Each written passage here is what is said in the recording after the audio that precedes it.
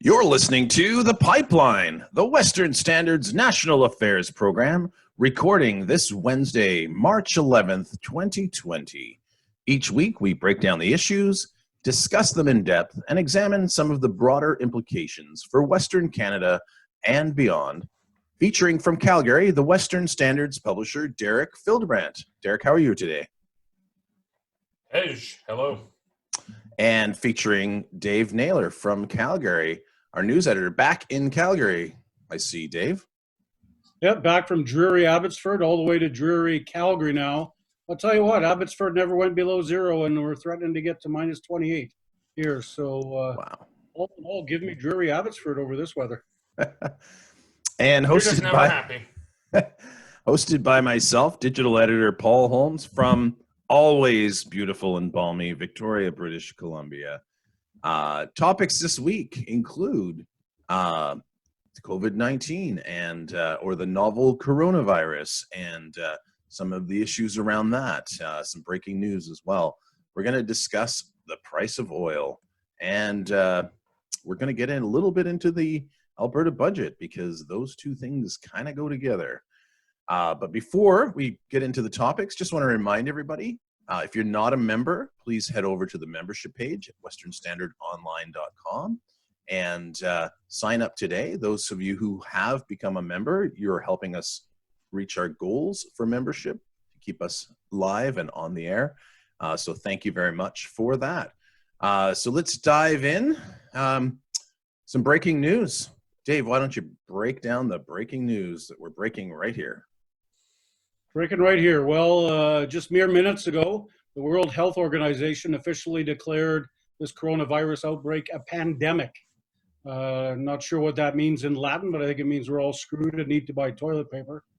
So it's the next step. Basically says this is going around the world.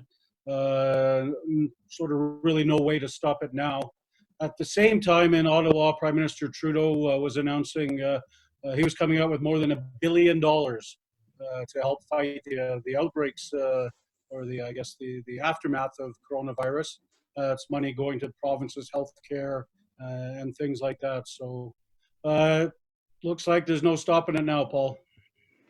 Well, the last pandemic that was declared was 2009 with the H1N1, and before that, we're looking at 1968. Of course, 1957, there was the H2N2. And otherwise, we're heading all the way back 102 years ago to, I believe that was the Spanish flu. So this is a big declaration today. This has gotten pretty serious. It's scary, Paul. It's scary. You look at the Spanish flu, 1919, in terms of history, not that long ago. That's reported to have killed up to 100 million people. Mm-hmm. I've seen fatality reports of coronavirus at 3.4%, 3% to 3.4%. And you multiply that by the amount of people in the world, it's a very, very scary figure. Well, I'm definitely not a biology expert or a doctor. None of us are. But one thing I'm pretty good at is math. And they're telling us that the number of cases is doubling every 4 days.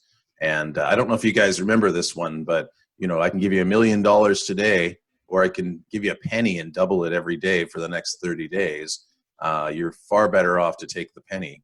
And when we're dealing with doubling situations like that, we're looking at exponential growth and potentially, exactly what we all fear, which is a massive global pandemic. And certainly that's the way, well, I should say, and Derek, you probably have some thoughts on this as well. Depending on which media you're listening to, we're either all going to die, and this is the worst thing ever, and has been for the last several weeks, or they're downplaying what seems to be something a lot more significant, and sort of depends outlet to outlet, person to person. I think there's a lot of healthy skepticism, and I think there's also a lot of fear-mongering going on as well. So I don't know. What's your take there? Well, this is something we've struggled with since this since we first started hearing of this funny-sounding virus. I'm naturally skeptical of when governments proclaim emergencies on things like this and the media start going on about it. Governments love opportunity to flex their muscle. They love opportunity to blame outside factors on domestic problems on outside factors. So when anyone with a soft economy can point to this, and the politicians can say none of this is our fault. And then the media, we've struggled with this more directly. Is do we need to report on this frequently and feverishly as an important story, or are we fear mongering to try and drive clicks, to try and draw advertising? In the media business today, it's no longer the old subscription newspaper where people are kind of in it for the long haul, and you need a big story every month or two to keep people engaged. Competition in the media business is fierce, and there's very tough competition to be the first out with something and to have it as loudly and a headline as alarmist as possible to drive that traffic. And so media love disasters. The old saying, if it bleeds, it leads. Media, they might personally not like it, but they love disasters. They love wars. They love pandemics. They like anything that's going to get people scared and driving things. And so we've really struggled with trying to find that balance at the Western Standard, trying not to be fear mongers, but trying to keep people informed about, developments on this story. Part of the problem is none of us really know what we're talking about. We're not doctors. I've started to reach out in the last few days to actual doctors and experts, public health officials, to try and actually get a better sense of how serious this might be, because the media is in a feedback loop. CNN says it, then Fox says it, the Globe Mail says it, the Globe Mail says it, we say it, the Calgary Sun says it. And it's all in a bit of a feedback loop. So our sense of how important this is often related by the coverage of other media, and we can really end up in a feedback loop very quickly. That being said, there are some credible people out there saying that this is a very big deal. This is not fear-mongering. This is very serious. I've not gone out and stocked up on toilet paper. I maybe wash my hands a little more carefully. But, we in my generation, or you older guys, have never dealt with anything on this scale. I remember very vividly in Coutts, Alberta. It's a little tiny border town between Alberta and Montana, and I've got on my in-laws' side some relatives there. And you can go to the Coutts, Alberta graveyard and look around, and you can see the dates in which people died, and the number of people from 1919 is terrifying. Mm-hmm. It is just a tiny little town with some farms around it. And the old graveyard there's two notable things about it. One is that there's, I think, the coolest gravestone in Alberta. It says Fletcher, stranger in town. And that's all it says. I kind of feel like he may have gotten in an Old West shootout. But the other notable thing is the number of people from 1919. More people died from the Spanish flu than from the First World War less than a year earlier. And much of it was driven by war. And in our globalized world today, where people travel so frequently and with relatively little restriction, it is so easy for this stuff to get out. Well, and this was the point of with the Spanish flu, was as people were returning from war, they were traveling and they were bringing the virus home with them. And that's I don't know that epidemiology sort of has nailed that down precisely, but certainly that's the theory that I've heard a number of times when it comes to the Spanish flu.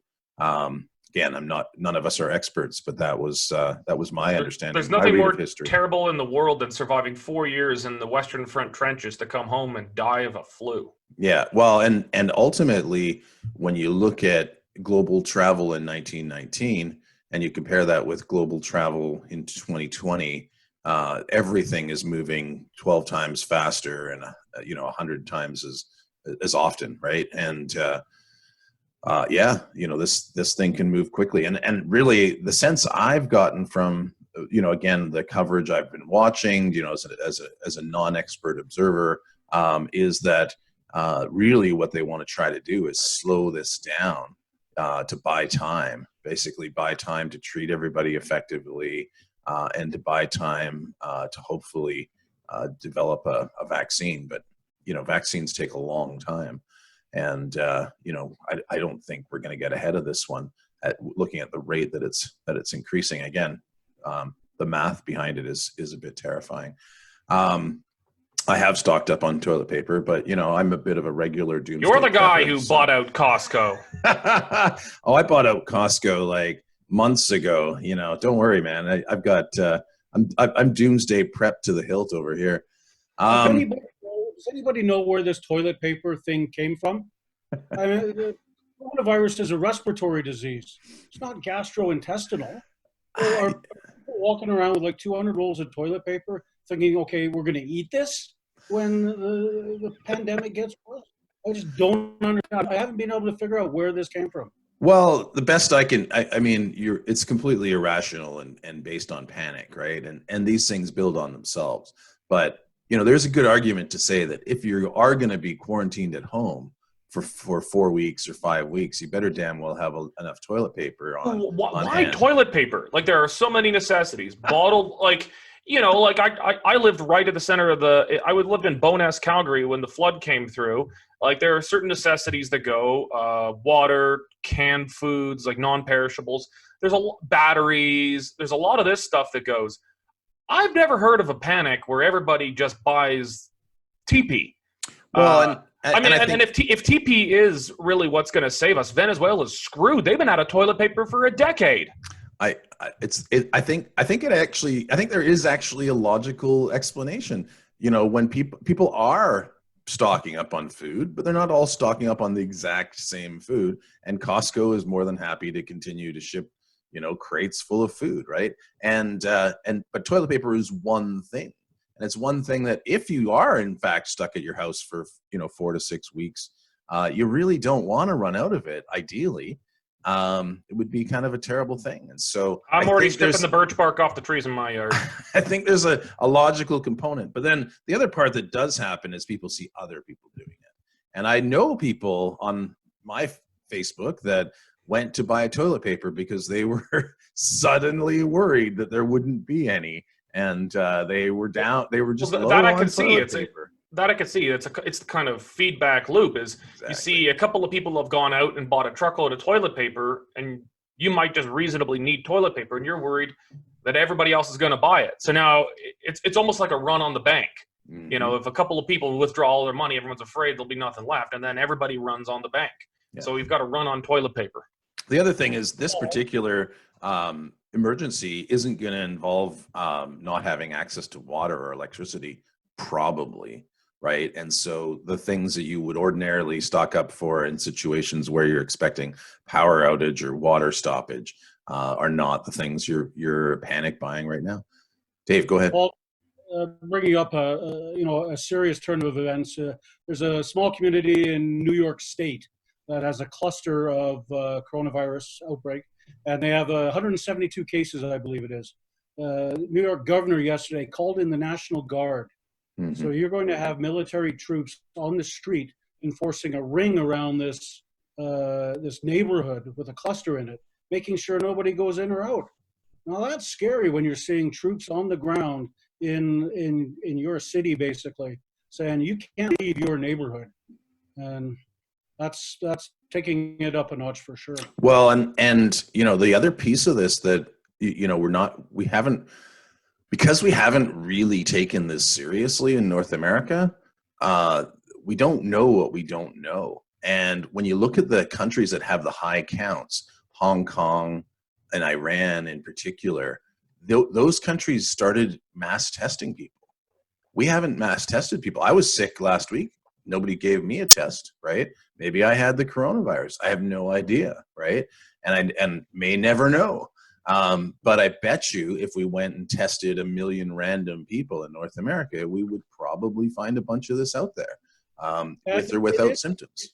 It is the time of year for coughs and runny noses. Exactly. If you cough at the neighborhood pub, you're going to be shunned.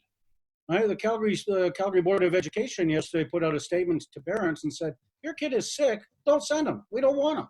That's right. So, Well, how many this is sitting there at home happy?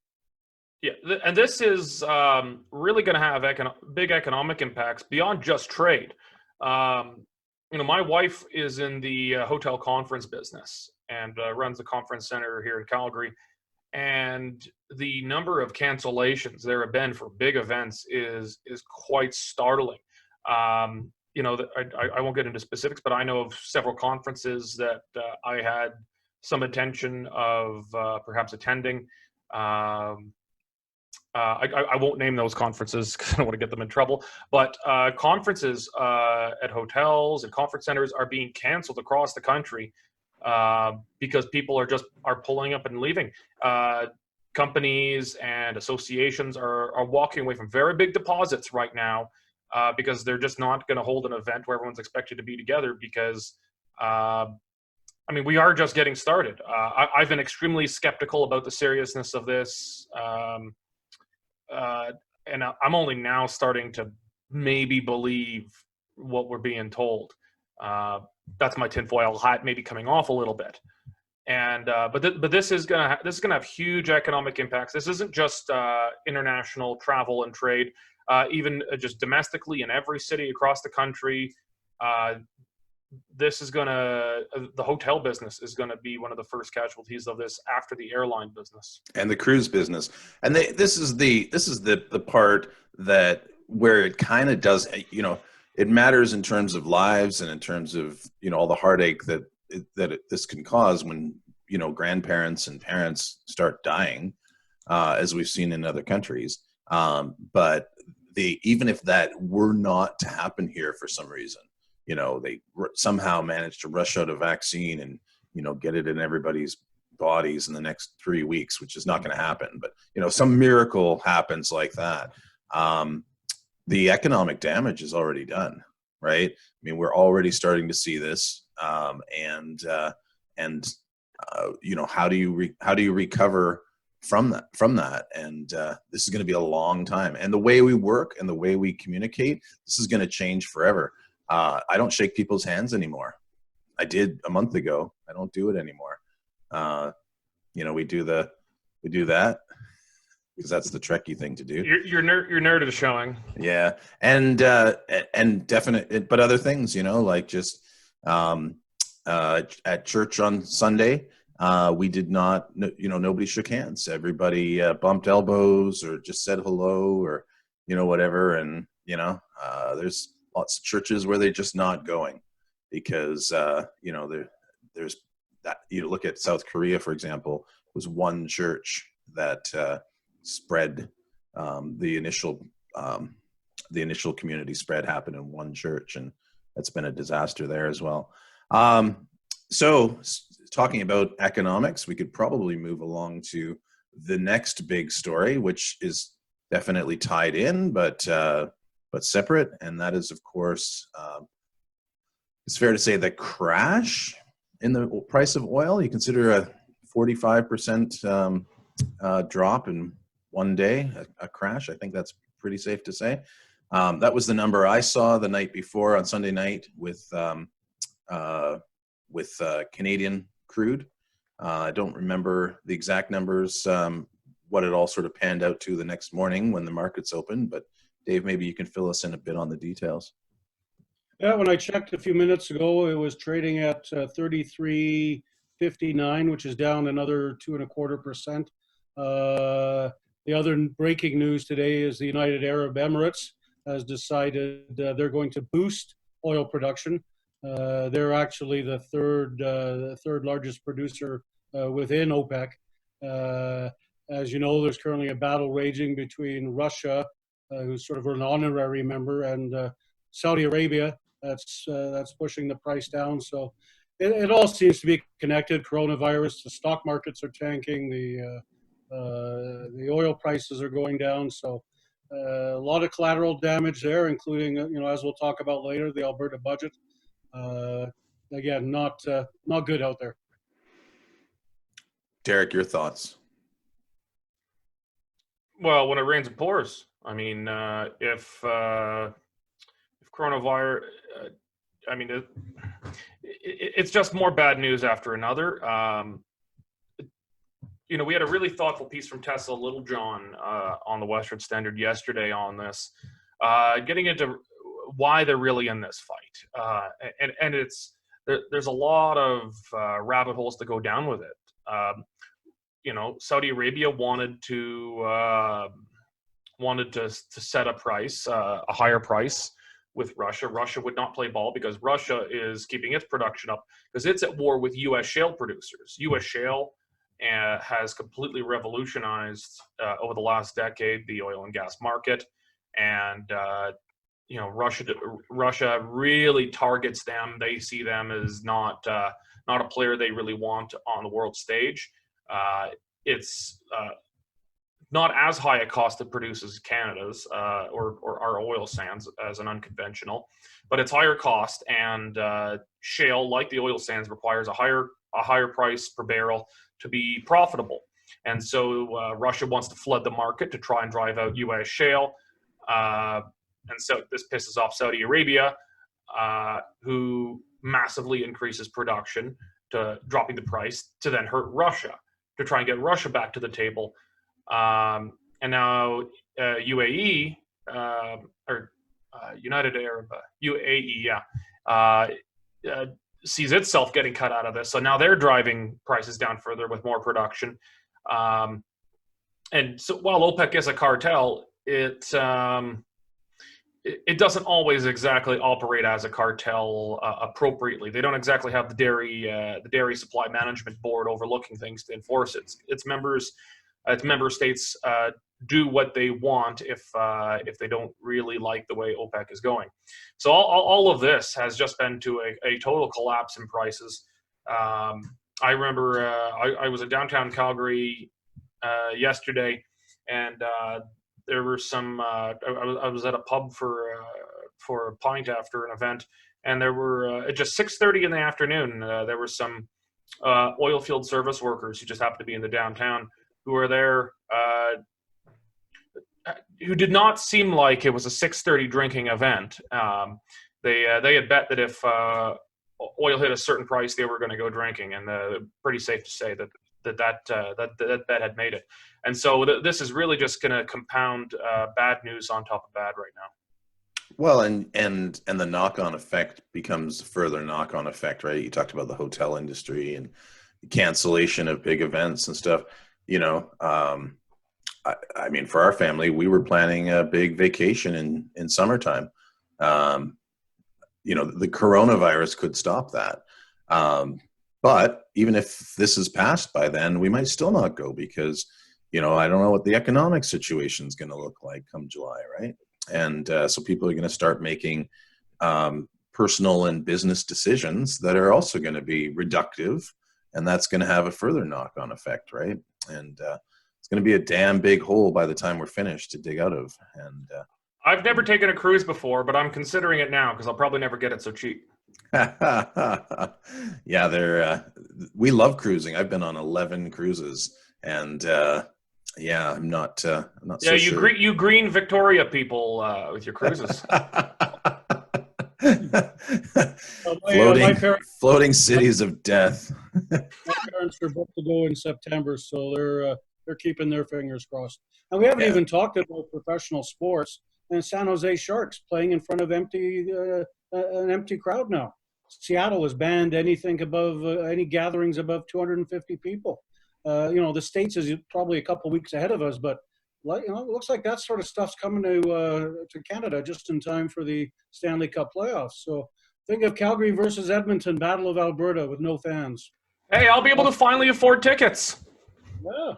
Joe Rogan had a medical expert on his show yesterday, and he was talking about, in particular, comparing China to North America. And one of the things that he raised was the obesity rate. Along with obesity, which is considered epidemic in North America, comes breathing issues. And so it's possible that things like that and diabetes and some other complications, along with an aging population, et cetera, we could potentially be hit harder than China, just based on the demographic differences. So on that happy note, what we should probably talk about the Alberta budget in particular, because obviously Canada is affected by this oil price madness, and in particular the great province of Alberta is going to have a massive hole in its budget, I presume. Dave, what does that look like? Pretty massive. There's been some people smarter than myself, like Derek, who say you might as well rip up the budget you've got now and start again. They've based their budget figures on oil in the mid 50s, and it's already down into the low 30s. So unless it springs up quickly and stays at a greater height for a long time, there's no hope of Alberta coming anywhere close to its budget predictions. Derek, your thoughts? Well, I appreciate your deference to my wisdom, Dave. No, it's. I mean, look, it's. I've been studying Alberta budgets for a decade. It's always a crapshoot to try and predict these things. But I did a little bit of. I want to do some research for a bit of more of a historical take on this.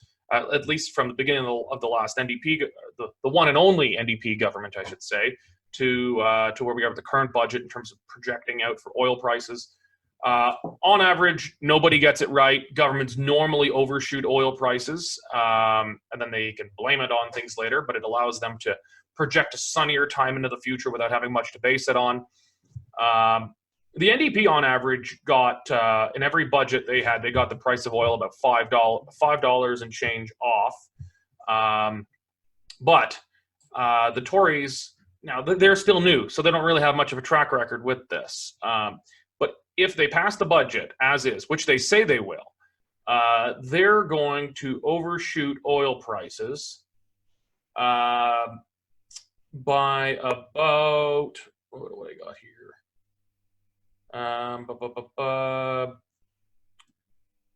Like $34. Like, it'll be the most wild over projection in the history of the province, and this is happening right now. So I've been in budget debates before. I've led the budget debates in the House, and the opposition's always going to find holes to poke. Well, this isn't a hole to poke. This is, you could drive a truck through this. The Tories are now expected to stand there in the legislature and defend a budget with oil at $58 this year, $62, and then getting to $63 in their projections. When we look at the spot price right now, it's sitting around $33 and change. This could be maybe a blip, and maybe Saudi Arabia pulls back if they can do a deal with Russia, but it does not look like that's the case right now. And this is going to punch a massive hole in the budget. The revenue sensitivities in the government's own budget says that for every $1 change in the price of West Texas Intermediate, it has a revenue impact on Alberta of $355 million for every $1 shift in that price. Well, according to this, that means this year alone, that's $8 billion in lost government revenue. But that's impossible because the government was only projected to bring in about $5.1 billion in all resource revenues combined, including natural gas, royalties, other taxes, etc. from this. So those revenue sensitivities actually only make sense within a certain scope, after which they kind of become bunk numbers. But within a scope of sanity, it's about 355. This means, though, that the budget's totally shot. The NDP have graciously offered to help rewrite the budget at an all-party committee. When I was Wild Rose finance critic, I don't recall the NDP ever offering me a chance to help write their budgets at an all-party committee. So I'm not sure the Tories will exactly take them up on their. But it's kind of them. Very kind of them to take over the budgeting process for the government. Assuming that the government doesn't, though, they have said that they're just going to pass it as is. And very interestingly, Jason Kenney has said that if this holds up, his commitment to balance the budget by the end of this term of the government will not be kept.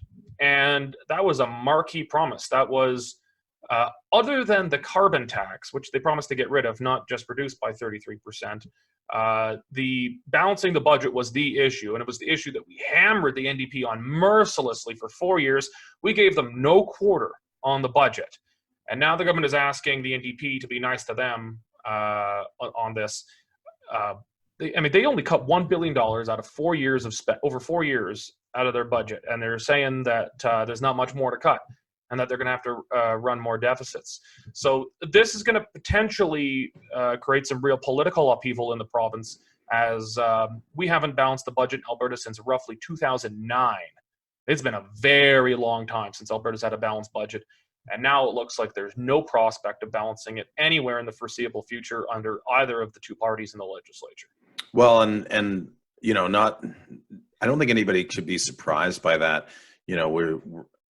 We're in the midst of this global crisis, and I think one of the unique features of this global crisis, financial crisis, if you will, is not a lot of people clearly saw it coming. Maybe there's some epidemiologists who, they've been talking for a long time, stuff like this could happen, but nobody knew it was going to happen now.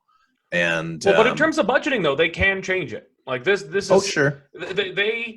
I don't expect them to put this to an all-party committee with the NDP and let Rachel Notley, with her great record of budgeting, have her hands into this. I wouldn't expect that. Maybe they should. Maybe that's how they duck and cover from this, right? Because ultimately it's going to be a stimulus situation anyway. So you may as well let them. Well, that's what he's talking about now. He's talking about Obama style and Rachel Notley or Don Getty style stimulus spending.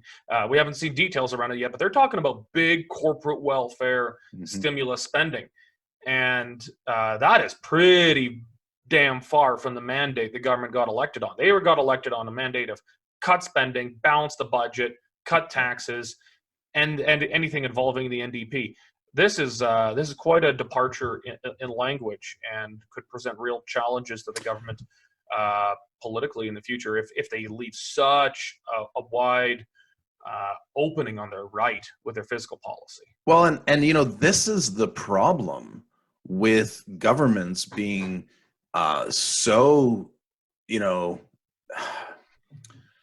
governments just overspending and overspending and overspending when times are good, because the whole concept of stimulus in economics depends on governments being prudent when times are good, so that when crises like this happen, you've got some money in the coffer that you can then spend on dealing with the crisis. And governments around the world have been awful at this, and in particular, the federal government. Trudeau gets elected on a mandate to run a deficit in a country that doesn't have one. That kind of Keynesian cyclical economic theory would have a better chance of actually working in dictatorships. But when governments are on a 4-year election cycle, the economic cycle matters a lot less. And so there's always an incentive to spend, even in good times. And then we come to a crisis like this, and the cupboard's bare. And Exactly. Government's got no one left to blame but themselves. Well, and I'm old enough, and Dave, certainly you're old enough to remember, in the early 90s, when Canada was going to become the next third world country, according to the front cover of the New York Times, because we'd overspent ourselves into oblivion. And along came the Reform Party and a few other wise folks and some other parties. I think we are almost out of time to recount the history of the 90s.